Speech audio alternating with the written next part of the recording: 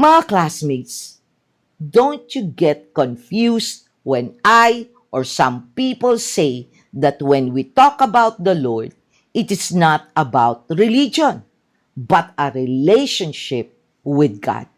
I often say that the definition of word is very important.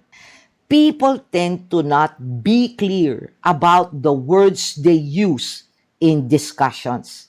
And honestly, mga classmates, this is critical because definitions can clear up a lot of misunderstandings.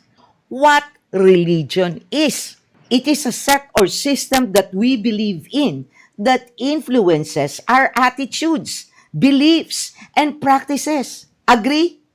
While relationship is defined as is what connects you with another person. For example, are you related by blood? A church is either the place where you practice your religion to build a relationship with the Lord, or it refers to the people who are followers of Christ. Christian is defined as one who professes belief in the teachings of Jesus Christ. So this means, mga classmates, regardless of religion, if the religion or system is based on the teachings of Jesus Christ, they are Christians. Correct?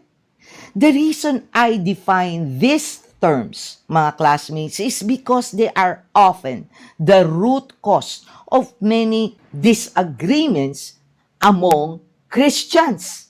Before people started abbreviating or butchering terms for convenience.